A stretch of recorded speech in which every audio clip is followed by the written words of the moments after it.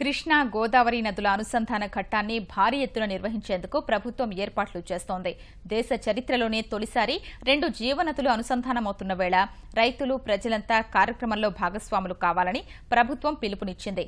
వేడుకకు వచ్చేవారికి ఇబ్బందులు లేకుండా జాతీయ రహదారిపై పెద్ద ఎత్తున ట్రాఫిక్ మళ్లింపులు చేయనున్నారు.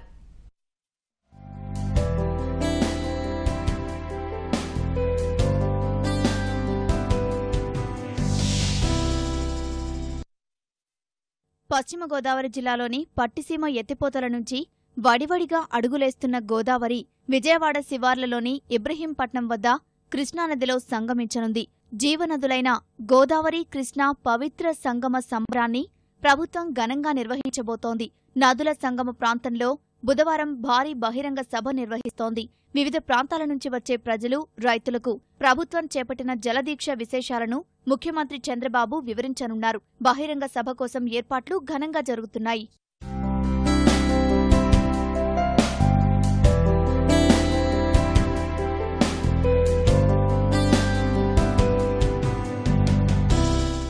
నదులు సంగమించే ప్రాంతంలో ప్రత్యేకంగా పూజలు నిర్వహించి అనుసంధానానికి గుర్తుగా ముఖ్యమంత్రి పైలాన్ ఆవిష్కరించనున్నారు. అందరికీ కనిపించేలా జాతీయ రహదారిపై పైలాన్ ఏర్పాటు చేస్తున్నారు.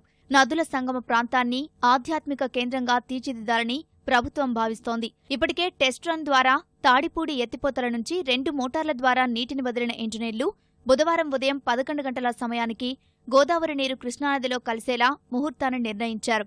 ఆ శుభగడియల్లోనే కృష్ణా గోదావరి నదుల అనుసంధానం జరగనుంది. ఈ కార్యక్రమానికి ముందే ముఖ్యమంత్రి పట్టిసీమ ప్రాంతానికి హెలికాప్టర్లో వెళ్లి ఎత్తిపోతల ప్రాజెక్టును ప్రారంభించనున్నారు. దశాబ్దాల కళ, ఎంతో మంది మహనీయులు కలగన్న పవిత్ర సంగమం ముఖ్యమంత్రి నారా చంద్రబాబు నాయుడు గారు నామకరణం చేసింది. కృష్ణా గోదావరి పవిత్ర సంగమం సెప్టెంబర్ 16 ముఖ్యమంత్రి నారా చంద్రబాబు నాయుడు గారి చేతుల మీదుగా ఈ పవిత్ర సంగమంలో జరిగే కార్యక్రమాలు, పూజా కార్యక్రమాల్లో రాష్ట్ర వ్యాప్తంగా రైతు సోదరులు, ప్రజలందరినీ కూడా భాగస్వాములమని కోరుతా ఉన్నాం. ఇది పెద్ద ఒక టూరిస్ట్ స్పాట్ అవబోతా ఉంది. ఇది పెద్ద ఘాట్ అవబోతా ఉంది కృష్ణా జిల్లాలో. దీన్ని పెద్ద పుణ్యక్షేత్రం చేయబోతున్నారు.